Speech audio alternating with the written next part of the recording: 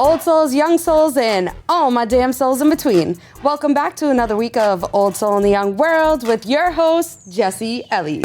Hey!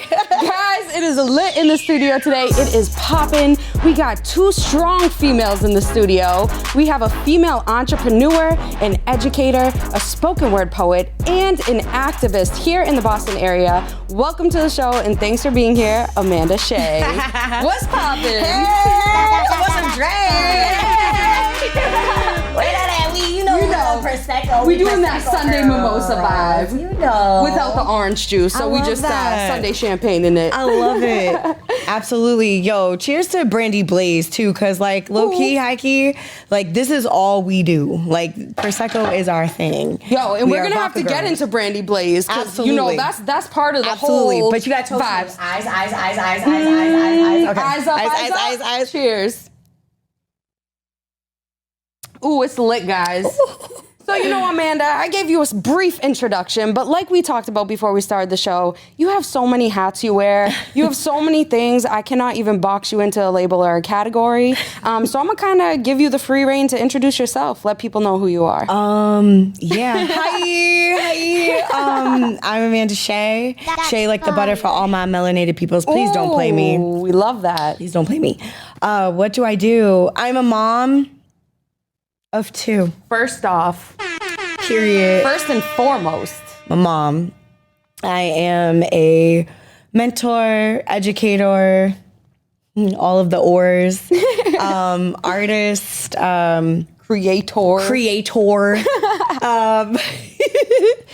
And I've created my own people. Like, that's pretty fucking dope. Yo. Oh, can we swear? Yes, of course you can. Even better. We out here. Y'all getting it real live and raw. Yes. I do all of the things. I love all of the things. I was literally just watching, like, Jennifer Lopez's halftime documentary last night.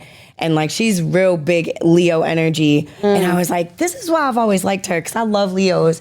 But also, like, it's just the command of, like, wanting to do it all. Facts. And I feel like I'm on my Doja Cat shit. Like, don't put me in a box. Like, period. Like, people are really trying to, like, break their necks to try to, like, put Doja in a genre. And I'm like, I think that's so cool that, like, we can't. And, like, I don't. Because, like, just let her do her. And like that's kind of like where I'm at. Like I just want to do all of the things art. Yes. All of the things community. Yes. All of the things that's transparency. What we love. You know, like all the things truth.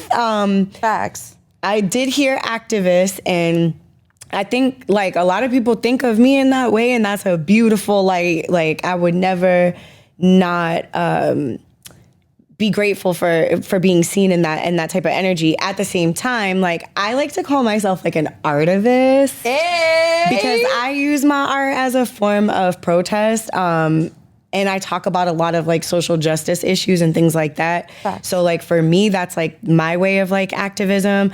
I just got way too much respect for like activists and like what they do every single day, and like they dedicate their lives like for real, like organizing, protesting, ensuring that they're in the lawmakers and policymakers and change makers' faces. And I don't know if I necessarily do that like 1000% of the time. Like sometimes I don't even really always take a stance in politics, to be completely honest with you. So for me, like my activism is more from an artistic perspective. It's like I'm gonna talk about things that I believe that are happening around me in our social climate, but I'm also gonna talk about things that like are important to me and through my own experiences and experiences through like being a black queer woman in America. Facts. And what that looks like for me. But as far as like dedicating my life to it like every single day and being on the forefront, it's not fair to say that. So like I got way, and I've had this conversation even about models, because people be like, Amanda be modeling, and I'm like, it's like you like to take pictures, you like to do that, but it doesn't mean you need to categorize yourself as a model. And I feel you. So it's like your social justice, how you feel about social justice issues plays into your art. So why you call it art activism, or art, is it artivism? Artivism. Is that a new word? Is that a real thing? Did you make that? I like to say that we did make it up. I feel like you made it. Me and JD made that up. Like that's we fire. Came up with Activating Artivism. It was a festival to basically that's fun. Amplify and like highlight all Black and brown voices that are predominantly marginalized in the communities, and being able to give them a space and a platform to not only highlight their art, but speak their truth, whatever it is that they want to speak. Yeah. And we actually are going into like our 5th one this year. We are doing a festival again this year, JD.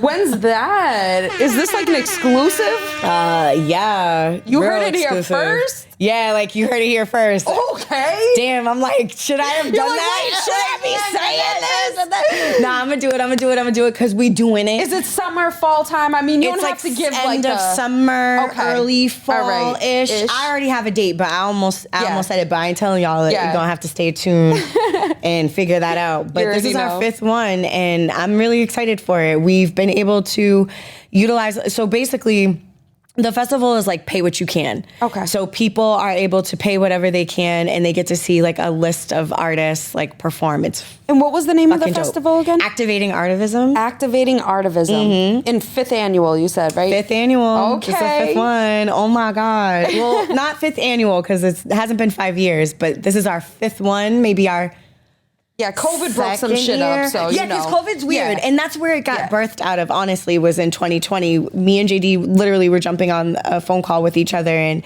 you know, JD is a white cis hetero man, and is just absolutely understanding and an absolutely incredible fucking human first and foremost. Yes. But also understands like where his privilege lies, and like understands like what his role is and how things are in our society, and is like, nah, like how can I like assist with ensuring like these issues are being talked about, but also these people are being seen, and I can take a back seat.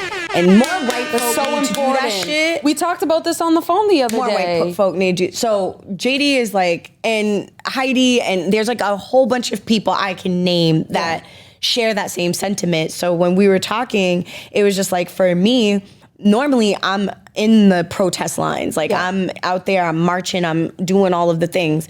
But my son, who was 13 at the time, had said to me, you know, Mom, like, you see what they're doing out there to us. Like, not only is there COVID, but there's police killing us. My son was so scared for me to like even just go out and march that I just felt helpless. Like, okay, well, I am his parent, like, and he, I know he needs me and he's worried about me. So how do I not give him anxiety and still feel as though I'm doing like what I need to do and in being a part of this? And it was just like, the more I kept thinking about it, it was like no dollar amount. JD and I were just like sitting there thinking, it's like no dollar amount you could throw at the fund is like you can't justify it. Like, you just can't. So it's like, what can we do to kind of like show action and community and unity within Boston? And that's when we were like, we should have like a whole festival, like, and just do this up and take all the proceeds and donate it to nonprofit organizations that are doing the work every single day and are on the front lines, that are informing our communities, who are putting roofs over our communities' heads, who are making sure that we are advocating for reproductive justice rights and LGBTQIA rights and all of the things like that we felt like need to be addressed. And we've been doing it for a while now, and it's been beautiful, and it keeps getting bigger and bigger. And that's amazing. It's dope. And for the artists, it's a chance for them to be able to donate their art to a cause where they don't feel like, again, like, well, I don't got the funds to maybe donate in that way, or I might not be able to get down there and actually like march with them, or maybe whatever it is. It's like, this is a way of like using your art as a form of protest and helping with, you know, making our fucking country amazing. Facts. Because like, we're all human beings at the end of the day, so. Yes, and I just want to shout out, like, to anyone listening in, to date this episode, we're recording it the day before Juneteenth. Yeah. You know, we just have to show some respect to the holiday. Period. It's a blessing that we even get a day off now to celebrate that holiday, have it recognized, the emancipation as it deserves to be recognized, which will lead us a little bit into the Emancipated Slam that Amanda Shea ran over the weekend, which is dope. But I just want to say, to touch upon what you were talking about and why, you know, a big part of it's important to have somebody like Amanda Shea on to show what it is in the community, how you can be an ally, how you can be a leader, how you can be somebody to make a difference, no matter what your role is or where your privilege lies. You have a choice to step forward every day and make a change.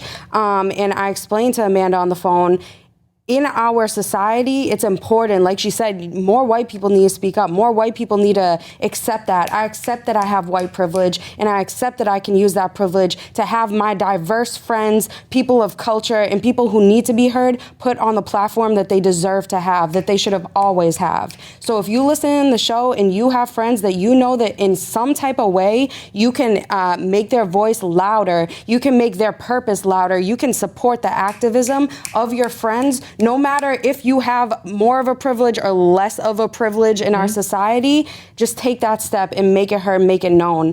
And like I was telling Amanda, you know, all we can be, if you're an ally, be an ally. And if you're, you know, on the front lines, be on the front lines. But we have to come together so it's not division. And, you know, between me and Amanda coming together, not ever meeting before, but feeling this intense energy of knowing we're on the same wavelength of trying to move generations forward, that shit's important in Boston, in every community around the world, not just here, you know, in the North Shore or in the South Shore. So just want to shout out to you, Amanda. Again, that was you know, a word. We gotta drop some. We're both poets. That's you know. a word. You got 2 poets on the show today, so watch out, everybody. Absolutely, yo, everything you just said, like, it's so important to say. So thank you for saying that. Yes. And also, like, you're absolutely right. It's like an energy. It's a synergy. We don't have to meet in person to still be able to feel one another. Exactly. And I get this from Lucci, who's also another dope poet. So shout out to you, Lucci, who says, I don't have to know you to love you, I just do. I use that shit all the time because it's so true. It's like, I don't gotta know you to love you. Right. I just do, because you here. Like, I don't know what your purpose is just by meeting you, but I just love you because you exist. Yes. Like, what more unconditional love, like radiates love than that? And how much does our world need unconditional, radiant love right now more than ever? Like, yo. A lot. And that's coming from 2 separate worlds, 2 different people. We need a lot of healing, a lot of love, a lot of truth and honesty right now. And if you're a soul that can provide that, use that for the good. Use that for the better. Use that to make a change in your community. And so, Amanda, I'll give you kind of the opportunity to explain some changes you made and things that you do in the community through poetry and through open mics. And, you know, all that good shit that we love up in here. Can you put us on a little? Yes. I just had this conversation on my way here, actually. Oh, shit. Damn. First of all, shout out Brandy Blaze and Bakari JB. That's fire. I love y'all. 2 really dope artists, but just incredible human beings. And literally, we're just having this conversation about, like, just COVID and what things looked like pre-COVID and, like, what things look like now. And I think what I would like to see, and I think a lot of us would like to see, is, like, a lot of spaces returning or building spaces that can actually have longevity and sustainability over time. Right. So, like, for instance, like, you know, COVID did a lot on us, period. Like, just as human beings, but also just as artists in general. Like, we don't have some of the same spaces that we had before. And now what we're seeing is, like, a lot of spaces that are activating, but it's like, what do we do? For instance, I'm, like, jumping all over the place because there's so much I want to say. I told you I was going to be on my Kanye. Girl. I told you I was going to be on my Kanye. I'm an air sign, so, like, we just think really fast, and it doesn't always quicker come out. than the mouth, you feel me? Always. So it's just, like, trying to get it to come out. Always. But I'm trying to channel my other Gemini, like, air sign people with Tupac. She's like, and I'm trying to reel all my people in today, get them on the same page. funnel it through, because I'm like, sometimes I just be going on tangents. That's an important lesson of enlightenment. I'm sorry to interrupt you, but, like, you gotta align yourself so that you can get all those sides of you, because we all have multiple sides. You know what I'm saying? If you don't align yourself in the morning and get that right, your head and your mouth are never gonna match. Ever. I say that even on on stage too, like people would be like, I'm like, I know it looks dramatic that I'm like taking a pause and trying to center myself, but it's like, nah, like I have to center myself, because if I don't channel it, it's not gonna come out. It's gonna come out all crazy ways, and we want it to be fluid as much as possible. But for me as an artist, when I was coming up in the city of Boston, for me, what I found that not only strengthened my artistry, but also allowed me to filter out and feel off like certain different types of pieces and kind of hone into what kind of artist I wanted to be. The most important thing in that was open mics. Like I needed that like so much. Like we talk about in the mainstream about, you know, artist development and the lack of there being artist development. To me, open mics is the first step of like artist development. I mean, clearly you get your mind right, you figure out what you want to do, what kind of pieces you want to perform, et cetera, et cetera. But like, that is essentially that. You are able to get feedback in real time from folks. You get to see in real time like the emotions and triggers and people of what you're doing and what you're saying and how you feel in that space. And when we don't have that, it's a detriment to not only people like myself, but everybody else that's coming up that hasn't experienced that. Exactly. Before we had, I don't know, me and Brandy were just talking about this. It was like, so many options. Like you could go to Cambridge, JP, Hyde Park, Roxbury, Dorchester. You could go to like Danvers, any day of the week, mind you. There's always something going. There was always something going on, and like most of the argument was like, well, why ain't everybody just coming together and doing stuff on the same day? Because there's so many things to do. I feel torn that I can't go to every single thing. Right. We still be having those issues even now, but you know. We had just an abundance of places, and now I feel like we don't have that, and we need that because we have a whole bunch of youth that are coming up in that are ready to talk their shit. They're ready to speak their truth. They're ready to talk about it from their perspective, and they have so much to say, and they're so good. Right. And it's like, well, where do we foster that? Exactly. Where? Just tell me where. We don't have that. And it's like... And there's hardly any funding for it either for spoken word or artists in general. We have to like scrape nickels and dimes for funding. We the artists are the funders, if you think about it. We invest in our art. Ourselves. Exactly. And we feed the ecosystem because guess what? If I play with a band, me as the artist getting... booked, I'm now feeding these other artists because I want these artists to perform with me. Right. So we are technically feeding the ecosystem now. Will I say that Boston has gotten better as far as funding? Yes, it has. But we need artists housing. A lot of the artists that I know have left the city based off of COVID and things that are happening, loss of jobs, lack of opportunities, et cetera, et cetera. And now they're like down south or they're in the DMV or they're in Baltimore. And it's like, nah, like we revitalize this city. Where are the reasons why people want to be here? Like art is everywhere. And if you don't believe me, like look at pro-Black's murals up everywhere. Like they are incredible. Okay, they are incredible to look at. There's so many people. Rixie, we have Ivan, we Barrington, we have like there's so many people out here that are just, when I say artists, I don't want to just think about poets because I know like that's what I do at the same time, but there's like hip hop artists, there's dancers. Where do dancers go? Right. Because dancers, there's mad dance crews out here. Yep. Where are they going to go to be able to perform? It's not just for festival season. Right. We're not just at shows. Like we need spaces to activate because when we are able to share within each other and share within our community, it is a synergy that happens. It is inspirational. It's transformative. It is healing. And we're doing it all in a maximum velocity of a space with the maximum amount of people. Like that's dope. Like how do you not feel good after that? How do you not want to show up the next day and fight some of these fights that we have to fight? And I mean, even down to people who have to go into work and face microaggressions and pass.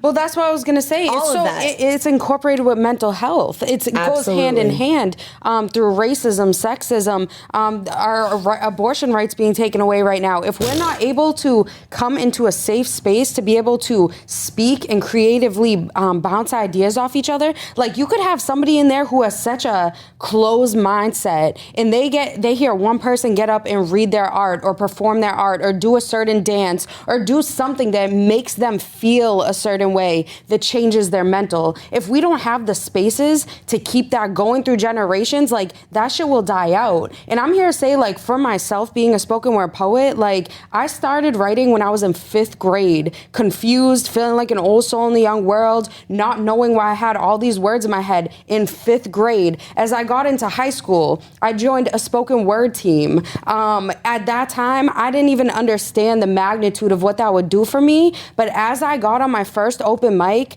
in my second, in my third, and I went to competitions and I performed in stages in front of thousands of people, I didn't realize that if I didn't have those open mics, I wouldn't be alive today. If I didn't have a space to share my depression, my anxiety, the negative thoughts that I was facing, just the trauma of being born as a woman and not knowing the body that I fit in so young, if I was not able to speak those words, I wouldn't be here to speak to you today. You feel me? So the importance of open mics, of spaces, of what you're talking about, it goes way beyond, you know what I mean, what we're even just saying of being able to get together. It's about actually being able to mentally be okay and move forward with yourself as a human, as an artist, you know? And so that's just a testimony in my own, like, it's that important. Like, it can be a fine line of, like, you going forward as a human or you getting lost in yourself. So it's like... Ooh, and again, that's a whole nother word, because as you're saying that, I'm like, that's when I'm saying, like, artist development and finding out what kind of artist you want to be, like,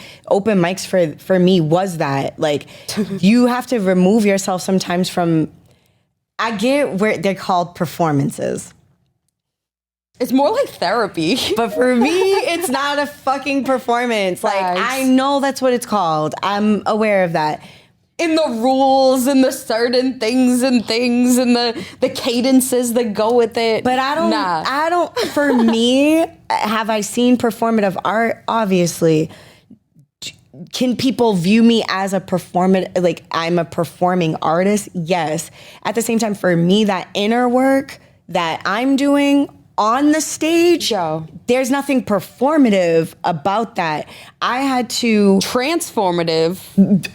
Absolutely. And triggering too, because like people will ask you sometimes like, yo, how do you feel still performing that certain piece? Like, and it's about DV or it's about, you know, Entangled, where I'm talking about marriage being like a fucking institution and like feeling trapped in that, where it's like, that's everyday life. Like there's people that are arranged in marriage. There are people that are told to be married. There are people like that. It's a business for a lot of people too. It's not just for like love and matrimony, and what those difficulties are of trying to detach yourself in a union like that. Exactly. Like I'm talking about those things because I went through those things.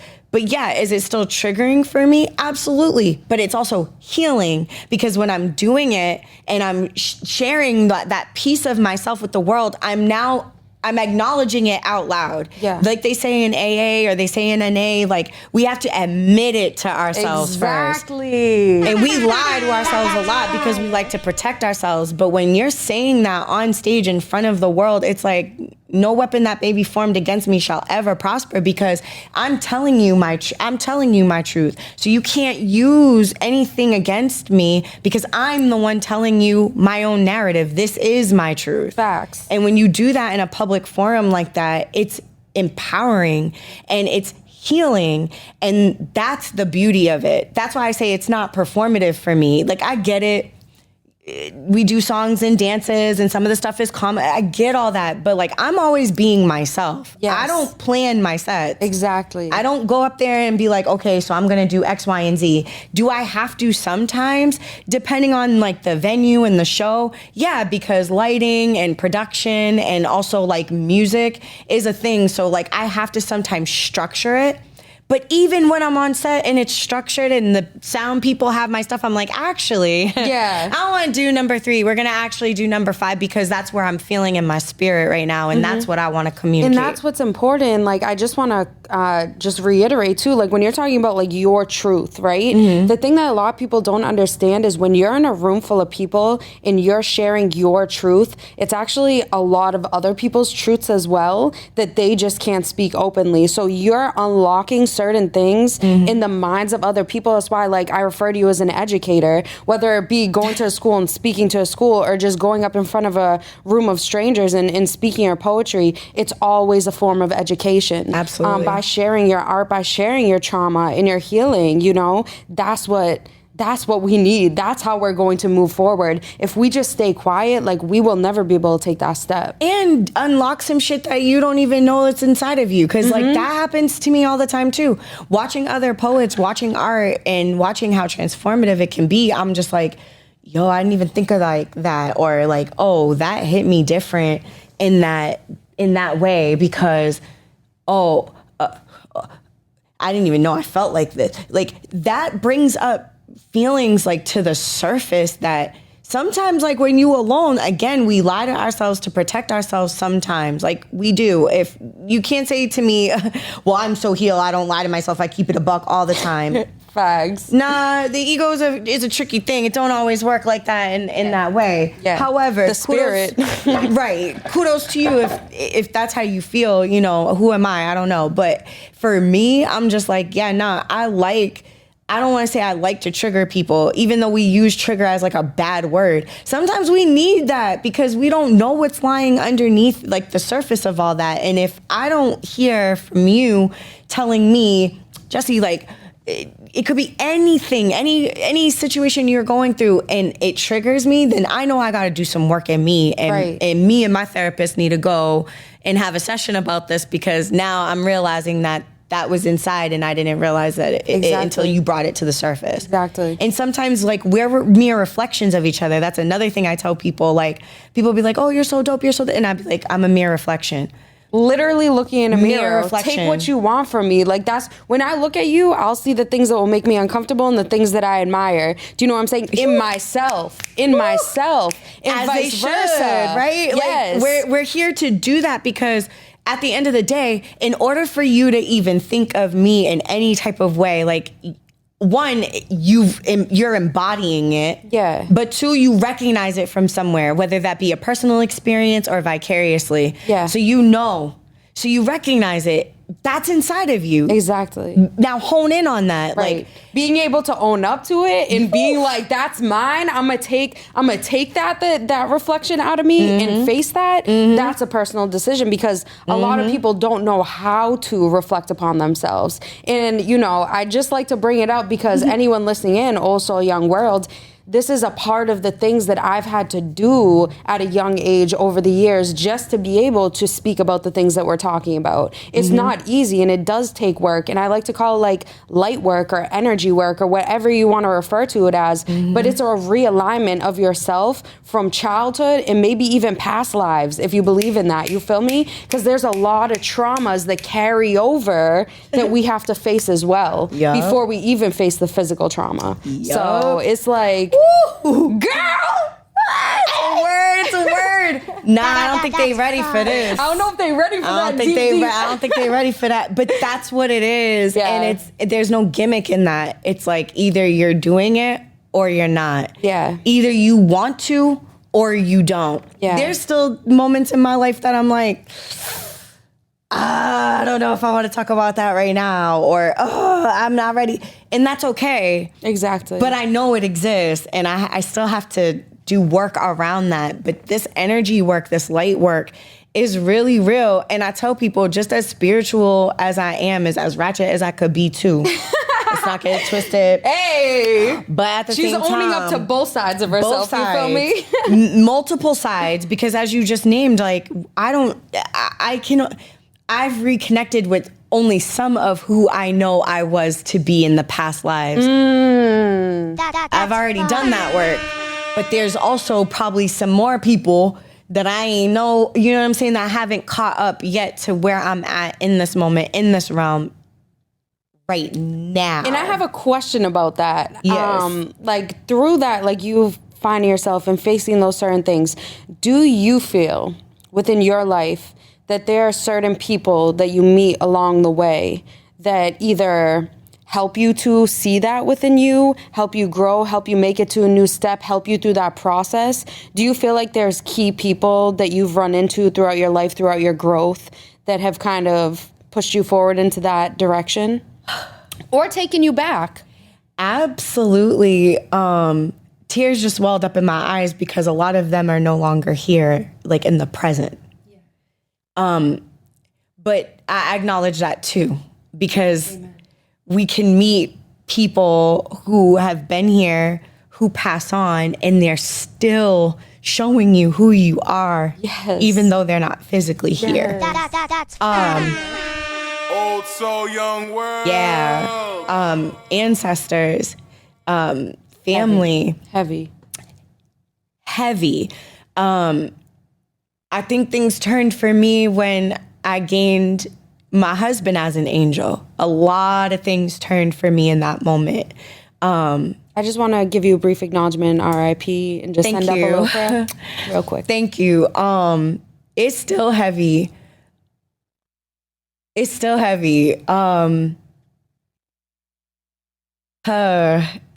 November was hard.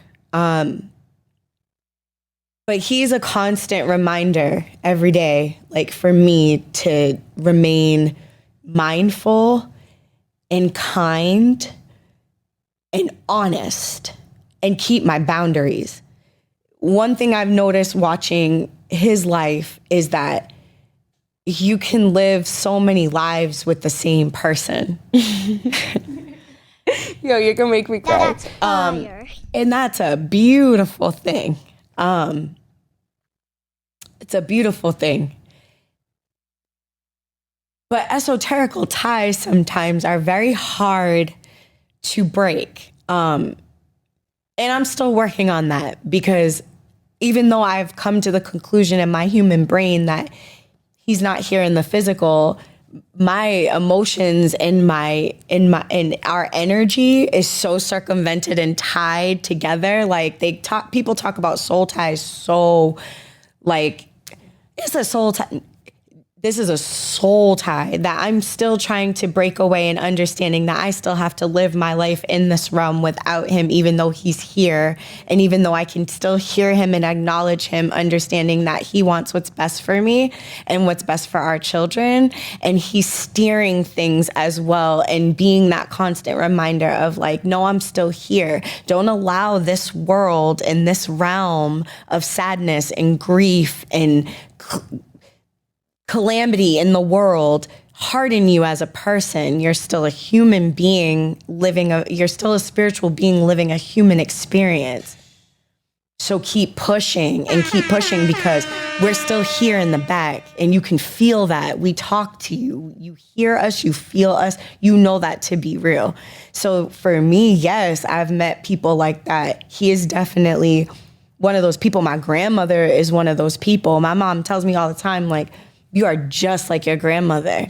You're just like her, Virgo. Even though I'm Aquarius as a Virgo. But I see it, I feel it, it's very evident. I know that they're here. But there's also earth angels too that are very much guiding my life. Facts. You know, I believe in earth angels. There are people here that are literally angels in human flesh. I could name so many right now that we would be here all day.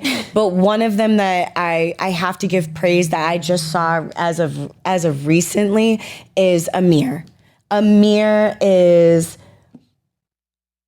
JD is, Heidi is, like, these people are just like, you can feel it. Paul Willis is, like, I don't even know how to explain it. It's just like... Yo, I feel like that's a poetic right there. Like, she don't even need to finish her sentence. They are. It's that energy. You don't need to finish the sentence because that's how strong it is. They are. You know, and like, I don't mean to interrupt you, but like, I just have to offer, you know, this is also a young world, guys. Like, we didn't even mean to get this deep, but like, that's how deep the layers go. And that's how deep I wish I could take the show every single time with every single guest. But it's so hard for us to grasp as humans, as human beings in the physical with like, if I cut myself open right now, I would bleed, right? And if I bleed enough, I would die, right? But like, what would happen to this? What would happen to this person that's speaking right now? This person that never sees themselves unless they look in a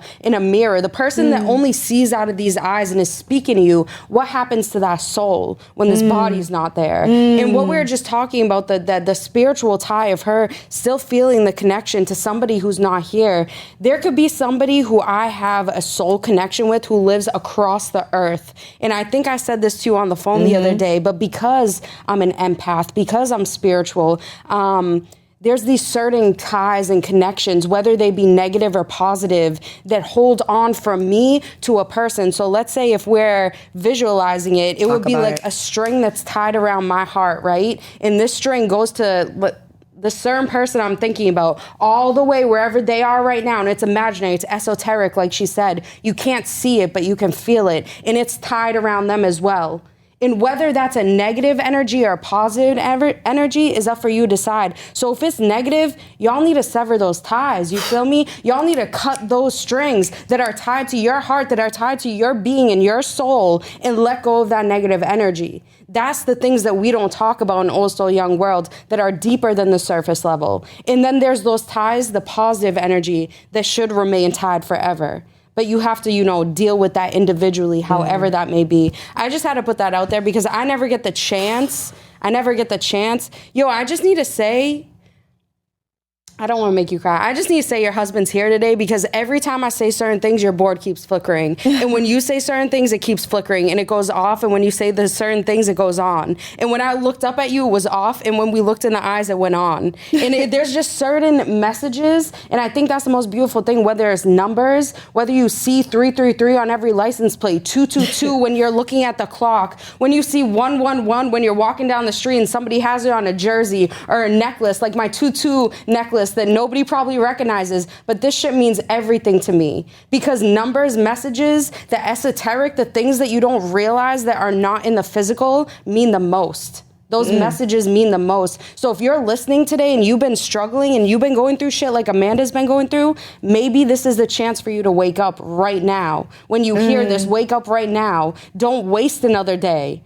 Do what you're meant to do. Do your purpose. The only reason me and Amanda connected is because I had shout out Zach on the show who's doing his purpose and he introduced me to a beautiful soul who's doing her purpose. And it's weird. It's those ties that happen and we make these beautiful bows. You feel me? And that's what me and Amanda are doing right now. We're making the most beautiful bow to tie on our present. And that present is truth and knowledge. And we hope that you guys can accept it. So, girl, I knew I was going to it had to get emotional.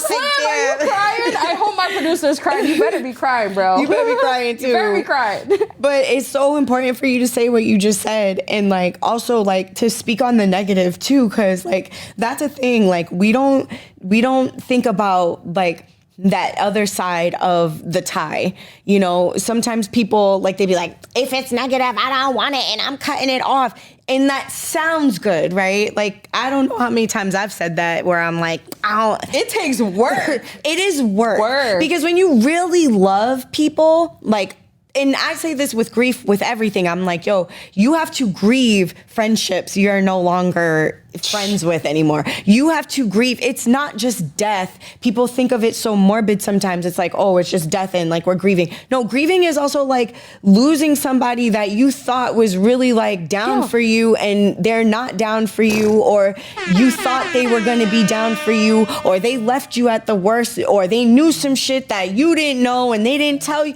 All that shit, like betrayal, all that shit, all that. I know what time it is. It's 3:15. Thanks, Suri. Thank you. It's hard to to just walk away from that and expect that, like, out of sight, out of mind. I used to be like that. That shit is toxic as fuck for me.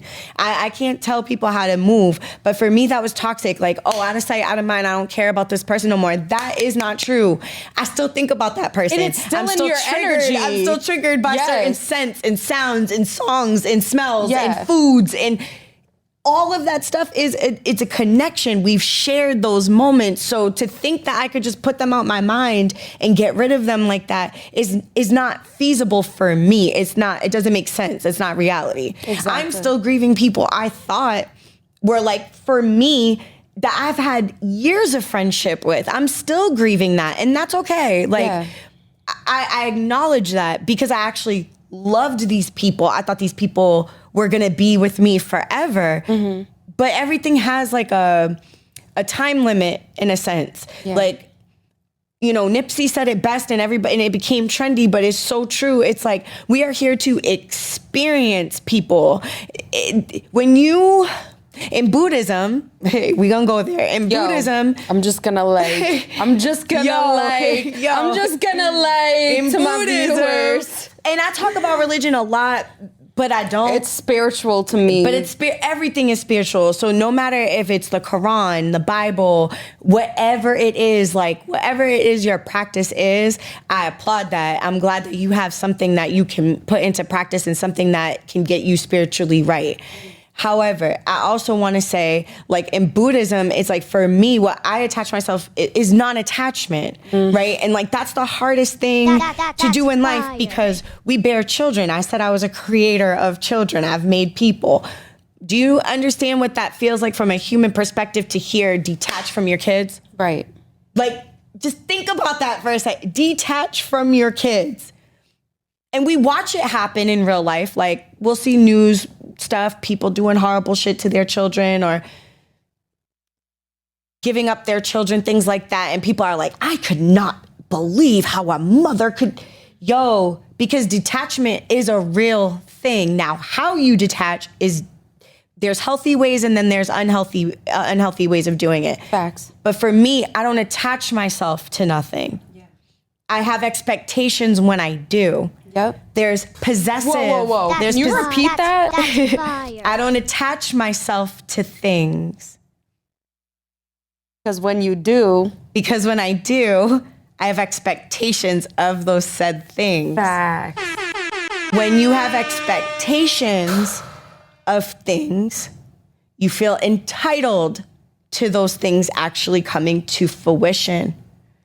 There's possession and control in that, right? When you attach yourself to something, that's my man, that's my girl, that's my partner, that's my spouse, this is mine. No, it's not.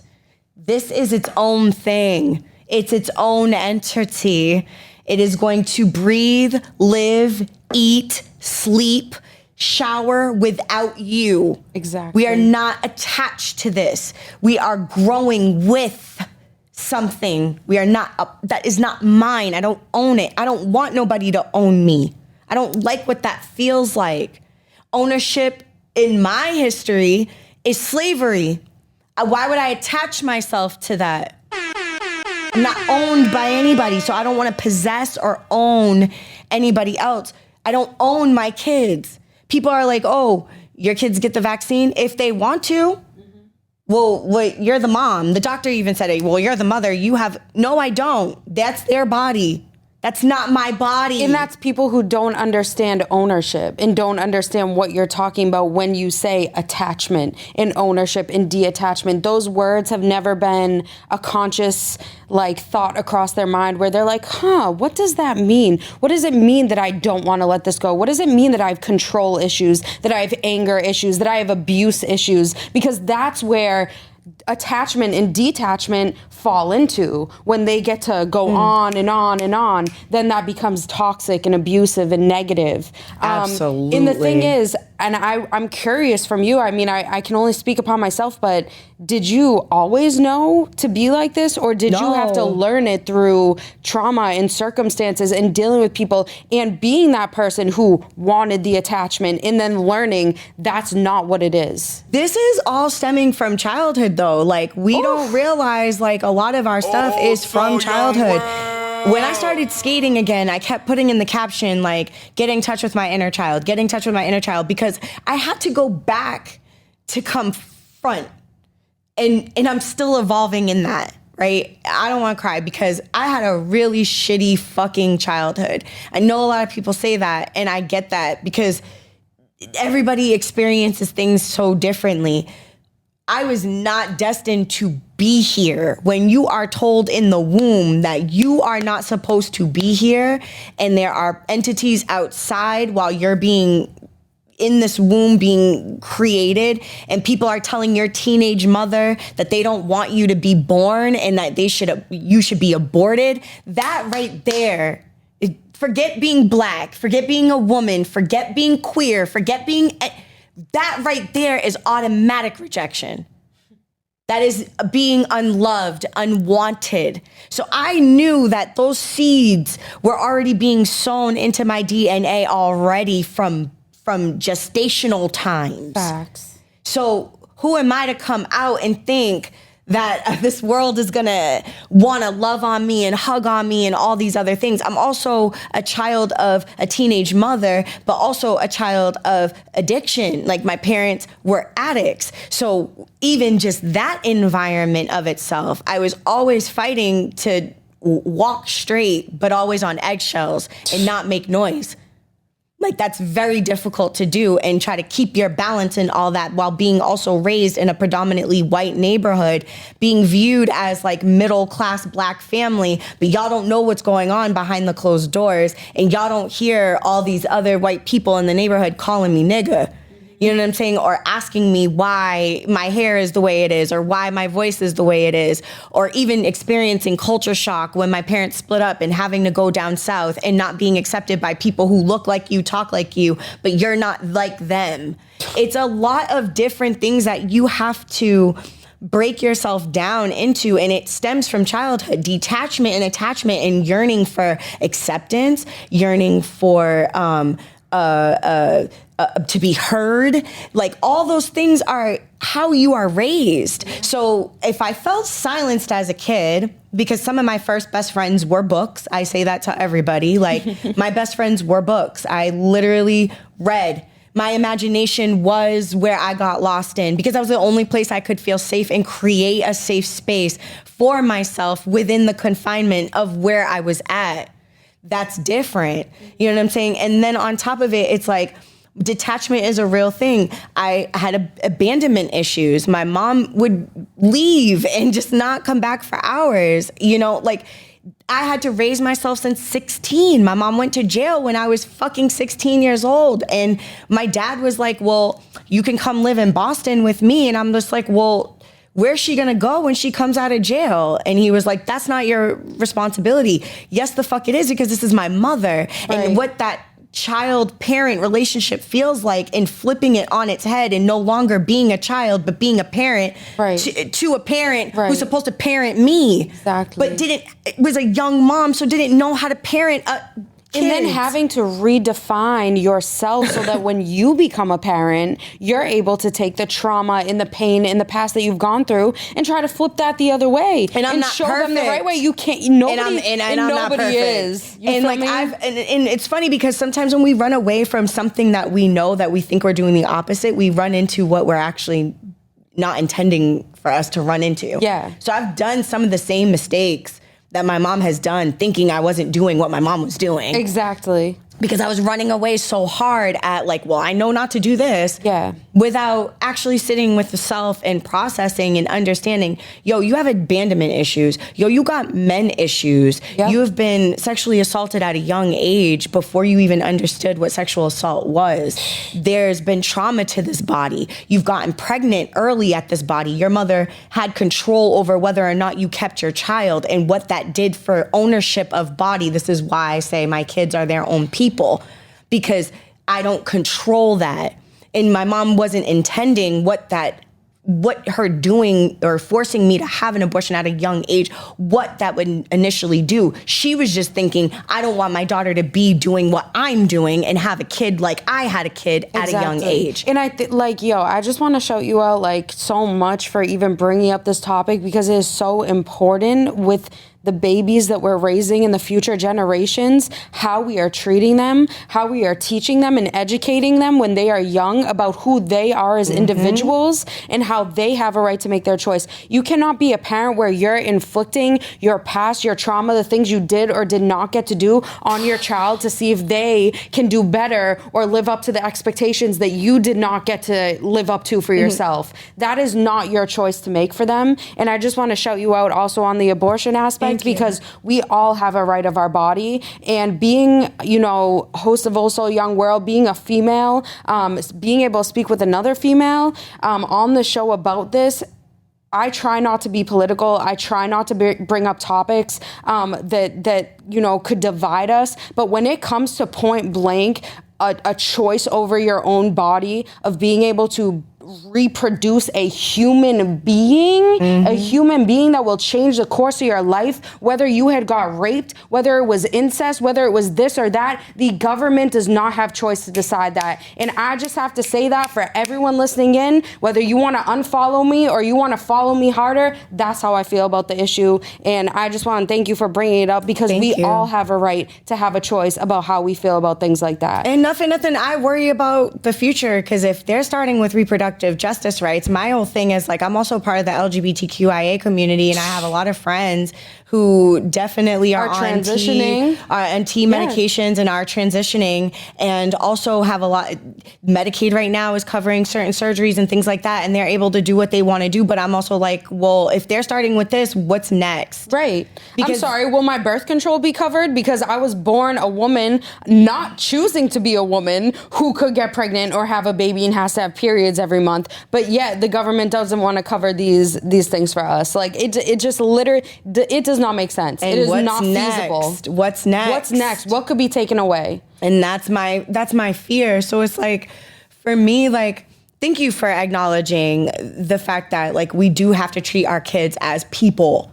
Like, I understand they're our kids, but they're not ours. Yes. And it's not our responsibility to vicariously live out what we wanted to have happen to us in our lives through them. That's not fair. Yeah. They're their own people with their own decision-making and autonomy over their own bodies. So when people ask me, well, your kids, one of my sons is and one of my son isn't. And that's their choice. Neither one of them are trying to convince the other or anything. They understand who they are, and they understand why they want to make the decisions that they want to make. That's on them. It's the same choices with high school and college and things like that. Y'all could do whatever y'all want to do. Because when I was told as a kid, do everything that I didn't do, Amanda. Yep. I want you to go to school. And I did everything my mom did not do. I finished college. I'm the first gen in my whole family to finish and go as far as a bachelor's degree in my family. I did all of that shit. I had a family. I still have a family. I love you, Tim. I still have a family. I was married. I did things like people told me to do. And honestly, none of those things made me happy. Like, none of those things made me happy. I was at a job. I hope you heard that. Did you, like, this woman who was here talking about how strong she is, the shit she's been through, and she just said all the stuff that other people told her to do did not make her happy. Did not make her happy. So are you following your own path, or are you following the path of your parents, your friends, your siblings? Who is it? My mom told me I was going to be broke, bro. When I told her I was going to change my whole trajectory of my career, I was an accountant for 10 years. Like, I had good money. I was a manager. all of this without having a degree in accounting. Like, I didn't go to school for that. I went to school for law. Like, that's what I wanted to do. And then my husband got locked up.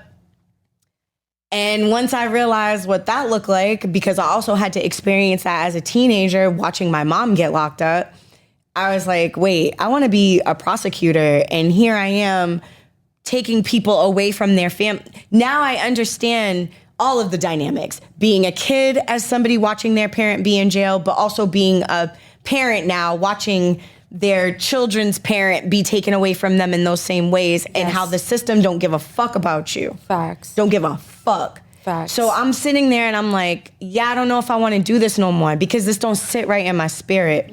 Well, I still got to make money. So I worked my way up. I started as a billing specialist, started learning how to do some stuff. And the next thing I knew, I was being a manager at one of the best nonprofits here in Boston, making $75,000 a year to then be like, yeah, I don't know if I want to do this no more. I want to be a full-time artist. My mom was like, what? My brother is younger than me, and I'm the oldest out of all the kids, actually. My papa was a Rolling Stone. I know who my biological father is, but we just gonna call him that. My father, who has raised me, also has other children, and my mother has kids. So I'm the oldest. And I remember my brother being like, you're gonna be homeless. And he was right. Like, I literally was in a shelter for a whole fucking year. Like, literally. Like, in one of the most highest times of my career, of me, like, moving up at that. But all of that to say, it's like, I am so fucking happy now. Like, I feel so much more happier knowing that I'm actually living in my purpose. I'm walking in my purpose. Like, that makes me getting up every single day. None of this shit feels like work.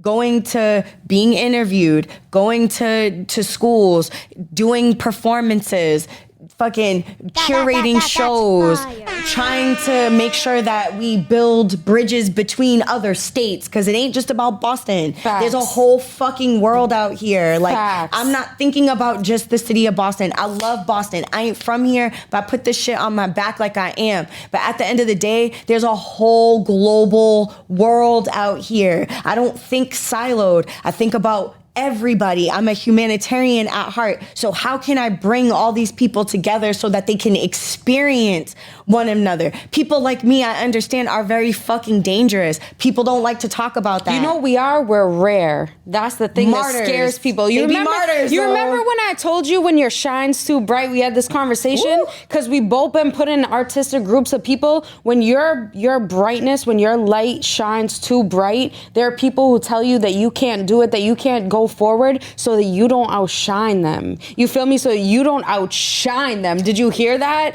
They can never stop that's the on shine. a hate, and that's on They a can hate, never stop it, That's though. also like a hating level, right? Yeah. I'm thinking even more of an like, we talk about influence, and I don't like that word because I feel like influence can disappear. Yeah. You could be influenced right now, but it might not carry over for another 10 years. Right. I like the word impact. It's those type of people where I see them, earth angels again, who I could see that they have impact, where they walk into a space and their energy is so, we emit a certain amount of transmitted energy out to the public. Facts. You can actually measure it. Like an aura, if you understand. Like if you will. Like it's invisible. Yes. But some people's radiuses are really, really high. Strong. I don't know if y'all believe in that. I don't hope I'm not losing Hey, some of y'all. also young world, y'all better understand. I'm like, I hope I'm not losing some of y'all. But we omit a certain amount of energy from our body, and it can carry over. It's those people that I worry about, because on the basis that you're talking about, people wanting to dim your light because they're either jealous or because they see it, they don't like it, they want it for themselves, they want to squander it, they want to shut you down. That to me, that's like surface level. But there are powers that be in this world that don't want people to evolve and become enlightened. Yes. There are people that is their duty every day to shut people down who have a very loud, boisterous voice that's for humanity to move forward. Yep. That shit used to scare me. Because I know now I am one of those voices. Yes, you are, girl. I know this. Yes, you are. I used to be scared, and I used to think that it was like conceited or egotistical to say that. But it's like, nah, It's true. Yeah. I know my impact, but I'm no longer fearful of what that impact is because, again, I detach from everything and I understand everything has a time limit. Yes. Oh my. And when you live like that, to bring it full circle, can't nothing really get under you. Facts. Now, I'm still human. I still get frustrated. I still get angry. I still get upset. I still have those emotions. I'm not perfect by any means, but I understand who I am inside. And I no longer allow people to dictate to me what I should be, say, act, move, think, feel, none of that. We've had conversations and we've even mentioned abuse even in this conversation. And it's like, yo, I can't be out here talking about, oh, it's protect women, protect black women, protect black women. But I'm watching someone be harmed in the same community that I serve and I don't say shit. Yes. That's, what the fuck is that? Yes. Like, I can no longer do that. Facts. I can't say that, yo, I am a part of the LGBTQIA community and watch somebody be homophobic to somebody who's my trans brother, sister. Absolutely not. Like, absolutely fucking not. And you know what it sounds like when you're saying that? It's not staying quiet. You know, and that's what all those powers that be, they want the ones with the strongest voices to be silent, to be quiet when they see things going on. They want people like me when I'm in a workplace, when somebody says something negatively or racist, that I'll agree with it because of my skin tone. No, that's when you speak your voice. That's when you say, no, that is not right. That's when you can speak up about abuse or any of the negative or toxic traits that we have and say, no. When you are silent, you're only giving in to conforming with society, of pushing forward, of putting people down. You feel me? What we're about is bringing the people up. Bringing the people up, the ones who have trauma, the ones who need to speak, the ones who need to reflect, that need to face themselves. And that's what we use open mics for. That's what we use spoken word for. That's what we use dance or art or any type of art for. Yep. That's why we're artists, so that we can all come together as a community and raise each other up. And I just need to make that a clear fact, because I know maybe it's a little confusing us talking about the negative, but y'all don't understand that negative facing it all leads to you being a stronger being in the future, leads to you being having a positive mentality that you can educate and teach to others. It's the only way. And facing your own negativity is the only way they're able to do that. I spent years of my life thinking I was depressed, anxious, blaming other people for my problems, until I looked at myself and I realized that I had to take responsibility. I had to take responsibility for the choices that I made, the actions I made, the things that I said, the things that I didn't say, and start being a better person and being an example that I needed when I was younger and I had nobody to go to. When I was depressed and I had no female mentor to look up to, or I did have a female mentor and she decided to pull some crazy shit. So when you even trust in somebody when you're young, and the people who are older than you fuck you over, then imagine how that fucks you up in your life trauma and how you have to heal over that. So there's a lot of things that go into it, a lot of layers. Like, yo, I'm not talking about a thin crust pizza. I'm talking about a deep dish pizza, extra layers. We got the cheese, the sauce, the cheese, the sauce, the pepper. You feel me? Like all them layers that we have to cook and heal until it's, delicious and we can eat it. Absolutely. Now that was a word too. And to double back on your thing as far as like leaders and stuff, it's like, yo, that shit is so important to have mentors. Like, it is so fucking important. But what happens when those mentors that you look up to could become like, your don't rivals? Let your mentors be your everything, though. Like, because I made that mistake in the past. Absolutely not. And like, so have I. Like, sometimes it's the idolization of like your mentor. Like, this is where I want to be, and this person exudes exactly what I want to become or hope to evolve into. But that's like idolizing somebody. Yo, you got to understand, like, we're all human at the end of the day. We're spiritual beings living human experiences. So ain't nobody gonna be perfect or gonna be able to do exactly what you do.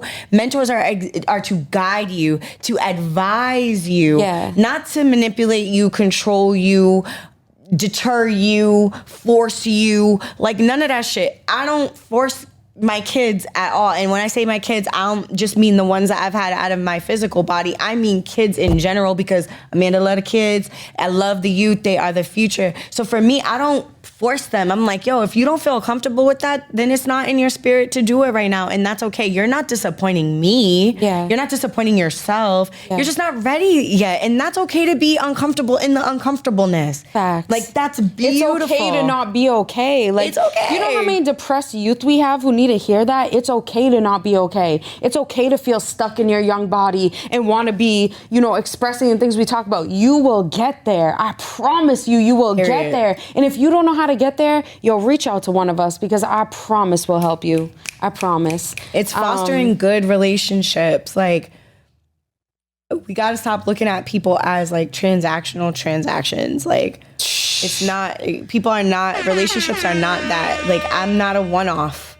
What you get here and how you hear me talking, like, it took me a long time to be this honest. I used to be so fucking scared to like be honest about my life, about things that I've been through, to even talk about my mom, even in a negative way. Cause like, I have so much fucking love and respect for my mother. Like, she's been clean for fucking 18 years. Like, her life is a fucking way different fucking way of looking than what it looked like when we were together. And I applaud her for that. Yeah. But one thing she will never allow me to do is not tell the truth. Like, yo, nah, that's your shit. That's what happened. That's who I used to be. Yeah. And even though she still battles with that mother guilt, I gotta let that go. Like, I love you. Like, I've been forgave you. It's okay. I needed to go through those things to be the person that I am today. Yes. Sometimes trauma and bad shit happens for you to come to a better space in your later years. Does it suck?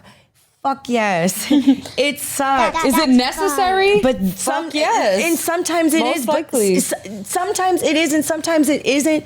But we don't have control over that. Like, whatever it is you believe in, like, there's a reason why things are happening the way that they're unfolding.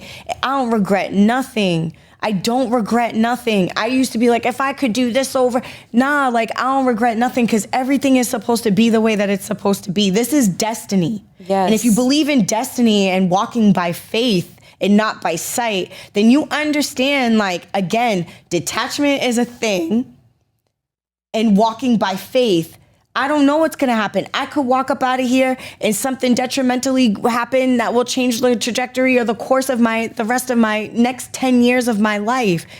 It's how we process that and deal with that in those moments, right. And understanding, like, yo, this shit sucks and this is hard. Yeah. But I'm gonna lean into why this is happening, and I'm gonna still keep getting up and deciding to keep pushing forward, because I know that this is for a greater purpose. And that's the thing.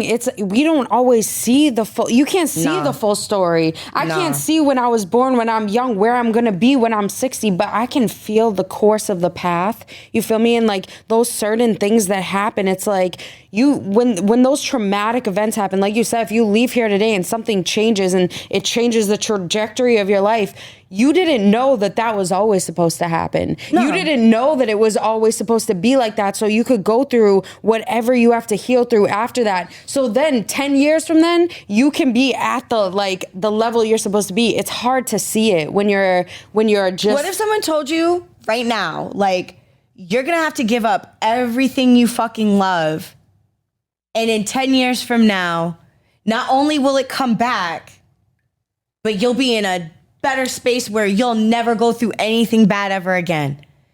Yo, people are so fearful of not being able to see that they might be like, yeah, nah, fuck that. Like, I'm gonna just stay where I'm at. And so much more worse shit could probably happen in between that time and that time that you were told. Yeah.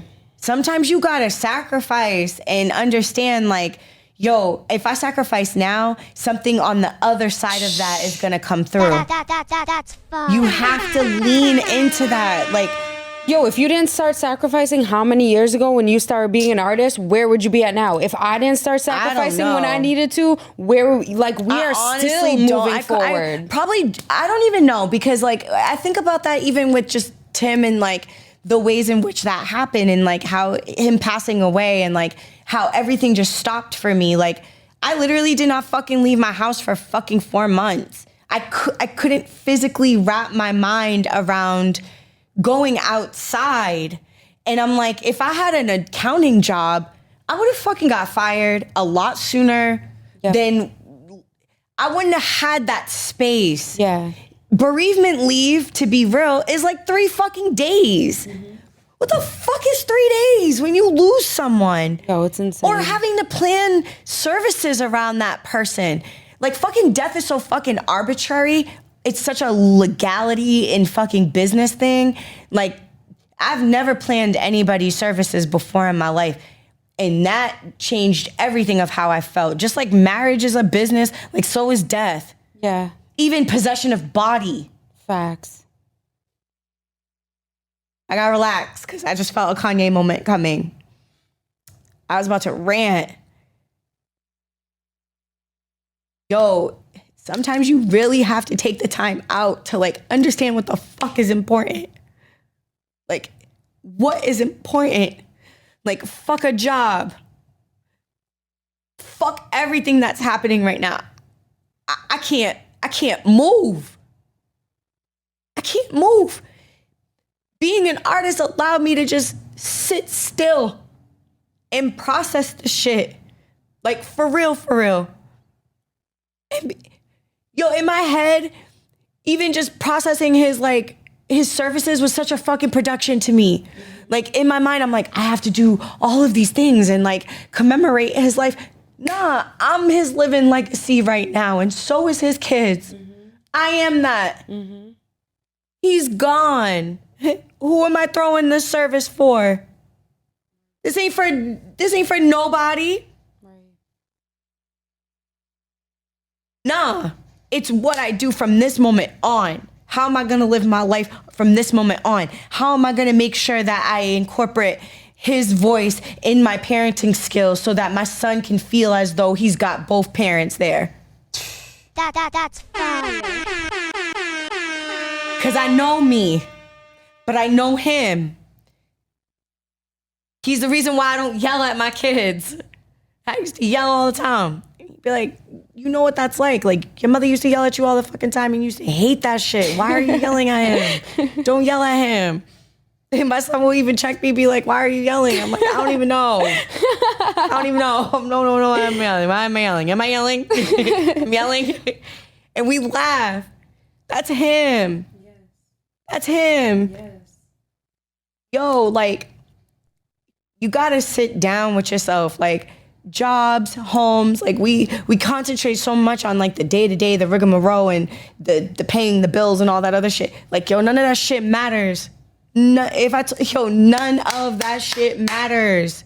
It's all physical. None of it matters. You can't take your fucking crib with you. You can't take that Tesla with you. You can't even take this body with you. You can't. You can't even take this body with you. It don't even belong to you. It don't even. This is your your soul mind. leaves your body. It's a temple, bro. It don't even belong to you no more. It belongs to the state. That's it.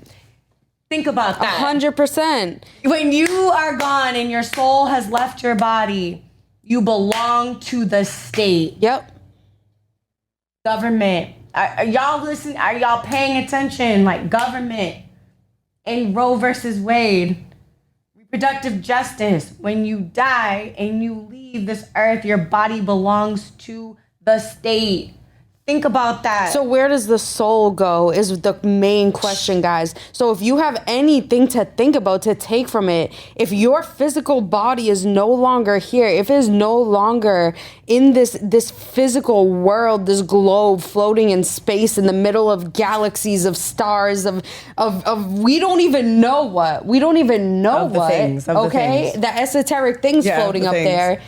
Where does the soul go? Where does your passion go? Where does your voice? Where does your mind? Where does the things that builds me to want to do something more than create a 9-to-5, to do something more than be a fucking white female on this earth, to do something more than to just be a fucking worker, have a job, have a 9-to-5, pay my bills and live and be a wife? What makes me want to do more? It's a soul, right? It's a soul. And that's the whole entire reason. Thank you, Amanda, for bringing this 360. That's the whole entire reason I started Old Soul, Young World, because there was something deeper, something older within me since I was born into this physical world that I cannot take out of my physical body, but needs to be released from this physical body. And sometimes the only way I can do that is through my voice. You feel me? And sometimes the only way Amanda can do that is through her voice, through being a poet, through being an activist, through being an educator, through being a woman that can share her story. Sometimes the only way you can grow is through using your voice. So I just want to make sure all my listeners understand that, because the purpose of us coming together today, you know, was greater than what we even thought, was greater than what we even planned, was greater than us, you know, Amanda waking up late for the show and us possibly not even filming today. Yeah. But the things that needed to be said were going to happen anyway, because this is how today was meant to go. This is how destiny was meant to come about. And you know, Amanda, we fucking chopped it up. I don't even think you even know how long we just chopped it up for. I don't. Time is an illusion. It's an illusion. I didn't even feel like we've been here for that long. I feel like we've been here for 50 seconds. Right. In the whole illusion of the world. Right. But I do want to give you a chance, if you do have any future events coming up, any events that you want to shout out, anyone you want to highlight, anything you want to say. You know, feel free. I do have one more question before we log off, but that's about it. I'm down for the one more question. The Emancipator was great. That happened yesterday. It was a Juneteenth celebration at Slade's. I just want to say, like, thank you to the Boston Globe. Thank you to Heidi. Thank you to Amber. Thank you to Deb. Thank you to Crystal. Thank you to Matt.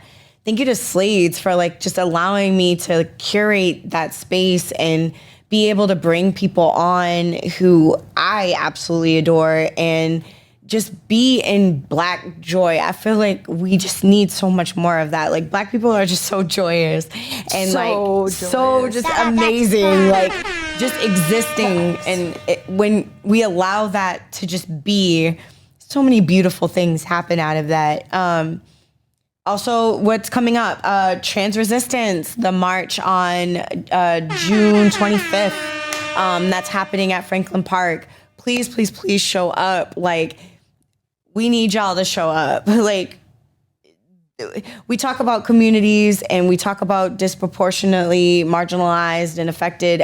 Like, LGBTQIA community needs all of the assistance from everybody that lives in fucking Massachusetts. It ain't just Boston, it's just Massachusetts in general. Like, they are just absolutely amazing what they do over there as far as an organization, and even Trans Emergency Fund and what it does as far as giving people the ability to live in stable homes and get adequate health care and get resources for mental health and things like that. Like, yo, that shit is so important. Like, please support. I'll be there on the 25th. Also, Pro-Black's mural is going up. Breathe Life. Oh my gosh. It's amazing. Like, I'm sorry. It's amazing. Absolutely. It's historic. Yes. Is what it is. Legendary.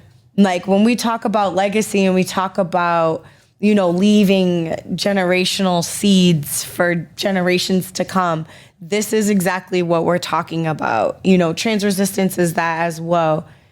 Pro-Black is just absolutely amazing, and what he is able to do and cultivate, and the representation of it all is just, I'm a poet, but I don't have words all the time to always describe just how I feel. And that's something that everybody should witness. We're actually going to be doing it at the Greenway. It's on the 25th. It's from 2 to 8 o'clock. So please go by and march at the Trans Resistance March. Both of the events are simultaneously And I'm sorry, happening. are you going to be doing like a very special performance that day? Because I thought somebody had told me you were doing a very special performance that day. I mean, you know, I might do a little razzle dazzle. So like y'all heard it first. It's exclusive. Yeah, it's super exclusive. So like, a lot of y'all been seeing me on skates and shit. And I told you, like, I literally started skating last year. in the middle of us opening up from the pandemic and stuff. And I was just like, I want to be able to do something that connected to my childhood. Most people know, and I've said this in my pieces, like I used to be a gymnast. Right now, because of the way my body is set up, like I can't do all that.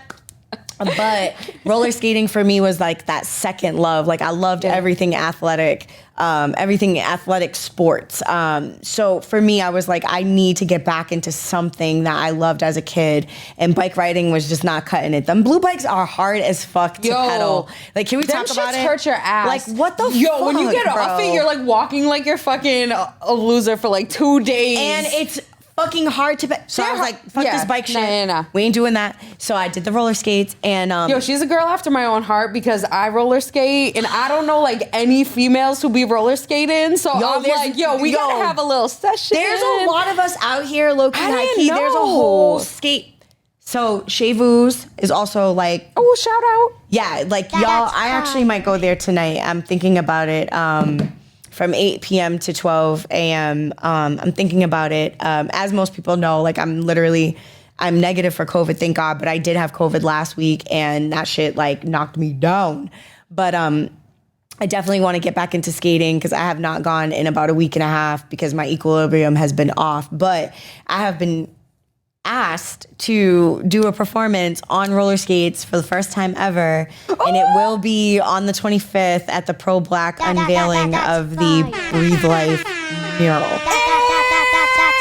And this shit is hard as fuck. Can we just talk about it? Like, girl, it's one thing for me to roller skate. Memorize a poem in general, and then to roller skate in general, and then mix those. Yo, the breath control is really real in this shit. Like I'm like, and they're gonna headset me. Like Janet Jackson headset me. So we doing the whole thing. It's a thing. But I'm really excited because I like to challenge myself as far as like things like that. Like I've never been able to.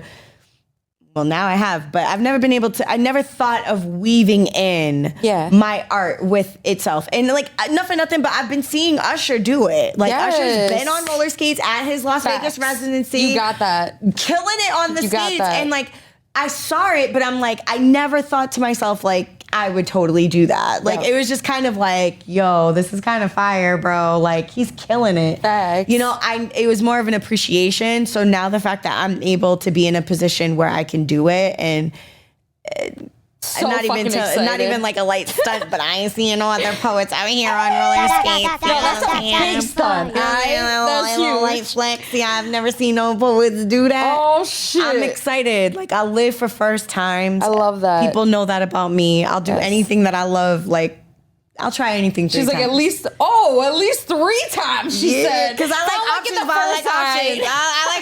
like options. I'm an Aquarius, bro. So I'm like, okay, do I really like this? Let me do it a second time. I might really like this. I might really like it. So like, I'm excited to do that.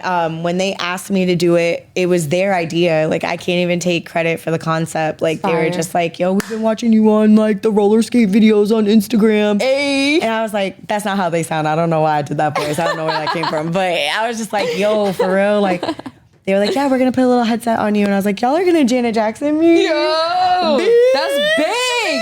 Congratulations. They was like, just don't have a Janet Jackson moment. And I was like, no. Hey, it can happen. And it would be meant to be. It would be part of the destiny. So maybe we need a little nip slip during it. Who knows? Who knows? We'll see. Cartwheels are hard. You better come so you know. Right. You know? Y'all got to pull up, though, for real. Gotta pull up. That's what I got coming up. I do have a show in New York on the 22nd. Okay.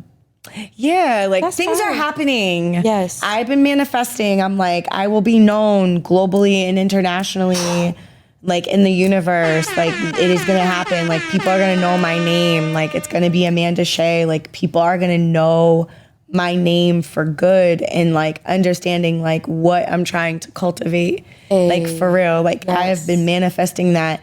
It has been happening. And as we're having that conversation, I literally got a text saying that somebody just retweeted a video that I'm in to 500,000 people right now as we're having this conversation. So when I tell you like the power is all in here, like don't allow anybody to make you think that you ain't good enough, that you ain't seasoned enough, that you got to keep working on your craft. I mean, keep working on your craft, but like, don't allow negativity to seep in and let you dictate you on where your path is going. Like, we all have that control over where we see ourselves.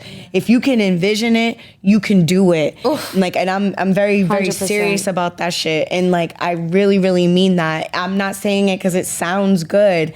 My whole life, what you see is a direct manifestation of the things that I want. Yes.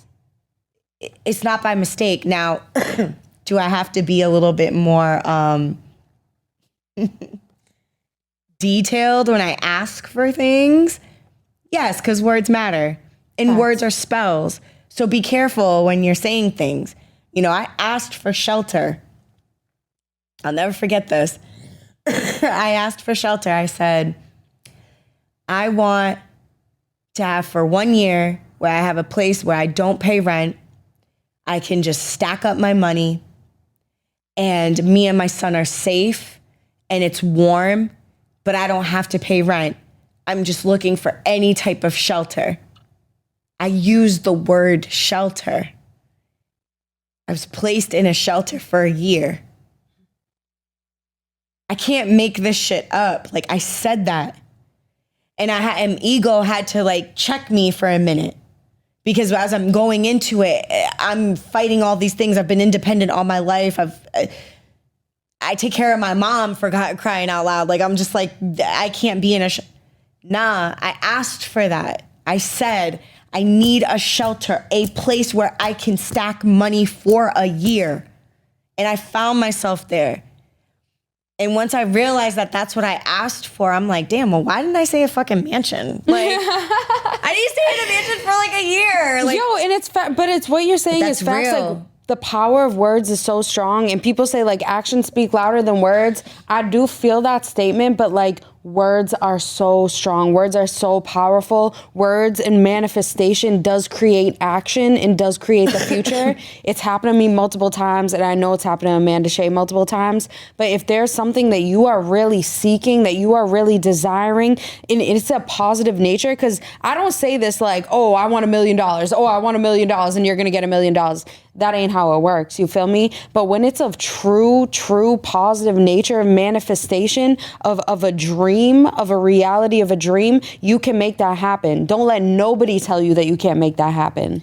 they say actions speak louder than words, but I'm just like, well, the word is still the word before it's the action. Facts. So like, how do you, even if I say to you, yo, I love you, but I treat you like shit, like, you're gonna hear the word first, but you're also gonna understand, like, where in my spirit does that actually make sense to connect? Because there's a difference between us wanting to believe that somebody loves us and they just don't have the capacity to show us. Yeah. But then there's also like, nah, this person is telling me that they love me, but they actually don't.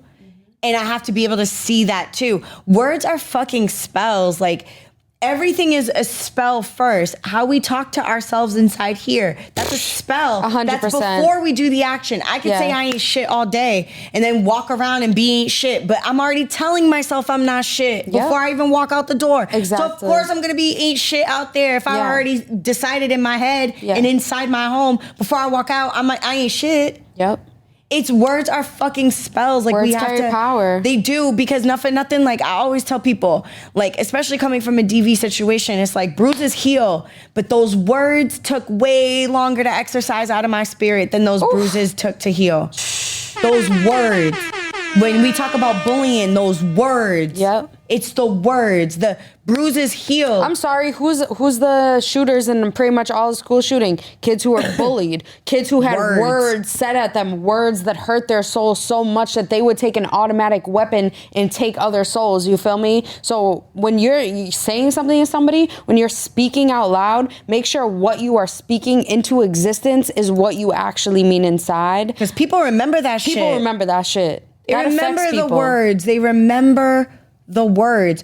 you could come across somebody tomorrow that you'll never see again. But if they said some real shitty, disrespectful shit to you, you gonna remember that and be like, why did they say that? Yo, I could be my age right now remembering something someone said to me when I was like 5 years old if it was negative. Most usually you don't remember if it's positive. Sometimes you do, but it's that why? Negative shit that be sticking with you. So words are that powerful. Why don't we do that? Like, why don't we hold on to the positivity? Like, what is that in human nature or unhealed whatever exactly that we hold on to, like the negativity, as opposed, because I've heard people even use that shit as fuel, like, yo, I'm gonna use the negativity as fuel and I'm gonna show, because I even said that to you, I'm like, yo, I'm a rebellious person, like if you tell me I can't do some shit, I'm gonna do it tenfold, like watch me work, right?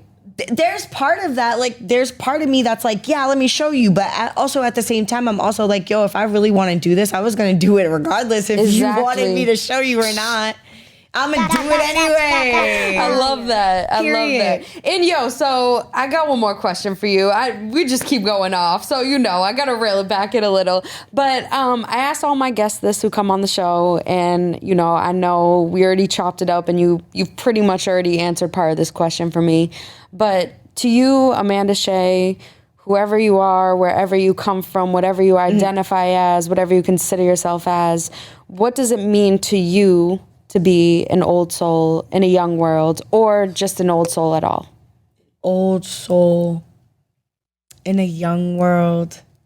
I think it's a beautiful place to be, honestly.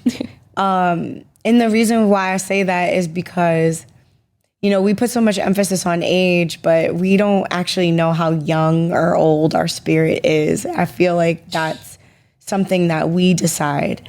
I am an old soul, meaning like I know I've came here and been here several different times, reincarnated in so many different ways. I know that. But I feel so young because I'm so vibrant and because I stay attached to the younger me that I do remember.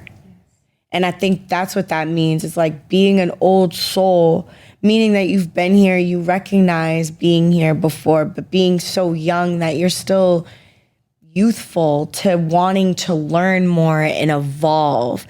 I'd always tell people I love adults, but I don't always like working with them because I feel like as adults, we get so detached from like who we used to be that we stop wanting to learn, and we don't want to always listen. We think we know it all. We've been here, done that. And it's like, nah, like the true youth, like the true like river of youthfulness is when you can be so grounded in who you are, but also understanding that you have to keep your mind open to new things. And that's what being young to me is being a sponge and understanding that we are constantly learning new things and expanding our minds beyond beliefs that we feel stuck in those moments. That's beautiful to me. People keep telling me, you don't look your age. And I'm like, because I surround myself with good people and youthful kids. Kids, they keep me young. They keep me innate to like what's going on. I learn lingo. I'm understanding how they see and feel and exist in this world and what that looks like for them and how similar and different it looked like for me.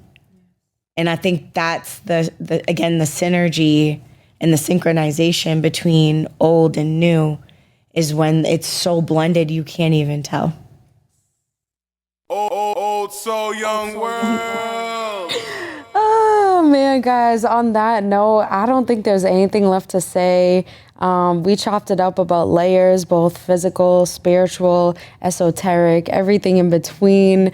Talked about the poetry. If you want to know more about Amanda Shea's events, I'm going to let her put her plug in so you can follow her on all social medias, so you can check out some of these open mics, so that you yourself can get in tune and in touch with that other separate spiritual, or whatever you want to call it, side of yourself that is more than a 9-to-5, that is more than just being a slave, than just being a physical body, a physical person in this world, but is actually having your own sense of being, your own sense of mind, your own sense of self, and you know, evolving that so that we can, as generations, keep passing it down and becoming better. Amanda Shea, can you please plug in your social medias, where they can find you at, where they can check out your poetry, et cetera, et cetera, et cetera? Y'all can find me at Amanda Shea all day. That's all Shea day. like the butter. Right for there, all right my behind melanated it. people. Shea, like shea butter. And it's all day because one, it was cute, and two, I'm like, who else am I going to be all day but myself? So there's that. Woo! I also have a website, which is really dope. Shout out Mixtape Chick, Tanisha. She killed that. It's www.amandashea.com. I'm actually going to be, people are going to see a big shift. Like, I love social media, but I got to get off that shit. Like, it's just not it for me. Sorry, y'all, but I may post up a couple stories every now and again, but like as far as like putting actual content, like I just want people who I gravitate to and people who gravitate to me to have a space that's like more intimate. And I feel like the website is going to probably be that landing space for me because I want to give so much, but I don't want to give it to Instagram algorithms and Facebook algorithms and TikTok. I just don't. Preach. I hear that. I love it. I understand what it does. At the same time, like, I'm not that person. And like, even though I'm an old soul in a very young world, that's not something that I will ever get used to. Trust me. I need a very much cerebral, very much connected connection. And I don't feel like I get that from social media. And honestly, like, to be real, like, it's too much time. Like, it's just too much time. Like, it's just too much time. And I feel like there's so many other things that I could be putting my dedication and my attention span to as opposed to, like, the algorithm, when I feel like we all should be able to be seen and visible, and it should work in a fair way where people are not competing or investing dollar bills into being seen. Yep. We talk so much about perpetuating certain shit, and it's like, I mean, I'm victim to it too. Like, I talk shit all the time about labor laws and like Amazon. People hate that I talk shit about Amazon, but it's true. It's like, it's a lot of slave labor going on and behind the scenes of like what we got, what we buy, and what we digest. And like, I don't have the answers to like getting us out of that mentality completely or helping the world in that way. But like, I just don't want to keep perpetuating the certain shit. Like, I'm even thinking about making clothes, and even that, it's like, well, where am I going to get the fabric from? Because it's so fucking deep, and like, I just can't be on social media with these type of thoughts. I feel running it, girl. in my mind. I'm over here. I love my fucking sneakers, but That's I'm a also whole like, nother bruh. podcast, but I literally have a whole social media anxiety like segment that I talk about. So it's Slave labor, like everything that I'm wearing has been made by. They want you to put your attention span into something that is not going to give back to you, All aka the time. algorithm. So, Yes, like, no. But Amanda does have some dope stuff up there, so you I can check her out. I do. Yeah, nah, but for real, like, follow me, y'all. But like, look at the website. Like, and honestly, I tell people all the time, like, social media is probably the best way of like being like, hi. If you don't have my number is very public. I wouldn't suggest just randomly calling me because that's weird, right? But like, I'm accessible. Like, I'm a real person. Yeah. Don't feel like we got to hide behind these screens to communicate. Like, I keep telling people we're only 2 degrees of separation from like somebody you really want to have a conversation with. Like, I'm literally going to be sitting down with Issa Rae like this and having a conversation with Issa Rae because I know, one, I'm manifesting that, but two, Issa Rae's not that far off for me to have a conversation with Issa Rae. She's a real person. 100%. You know what I'm saying? Tayana Taylor. I'm going to be on a video with Tayana Taylor, and I'm going to soak in as much game as I possibly can because she's a brilliant creative.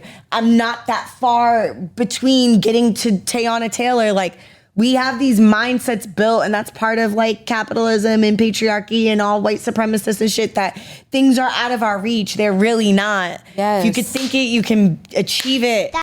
So that's all I got. If you want to reach out to me, not to say that I'm like Tayana Taylor or Issa Rae or anything, you know what I'm saying? But girl, you better. you know what I'm saying? But if you trying to reach me, like, just understand I'm a real fucking person. Just like hit me up. Like, I'm not too busy. That's like always the misconception. Like they'd be like, I don't want to hit you up. Or people would be like, I wanted to hit you up, but I just feel like you're so busy. It's like, but that's your mindset telling you that. Yeah. So if you tell yourself like she's probably too busy to hear X, then I'm going to be too busy to hear X. Facts. But if you say, I know I'm going to hit Amanda and I could get this off to her and she going to hear it, 9 times out of 10, you going to get it off and I'm going to hear it. Period. And I promise you, Amanda has the best vibes out there. So if you hit her up and you putting good vibes out there, she gonna respond right back. Appreciate y'all. You know. Appreciate y'all. And on that note, everybody listening in, shout out to you, everyone who's tuning in, all my Old Soul Young World fans out there. We come together every week to make sure y'all know that you are heard, that we're speaking for you, that we're talking about the topics that you want to hear. We're talking about the things that you don't get a chance to speak on. And if there's anything that we can do for you or I can do for you, feel free to hit me up, because it's all about building ourselves and knowing about that 2 degrees of separation. Nothing's outside of your reach. Nothing's too big for you. Your spirit, the manifestation of self is key. You letting go of trauma is key. You getting over your own past is key so that you can be the future you. You feel me? Make sure you tune in with me again next week here on Old Soul in the Young World with your host, Jessie Ellie.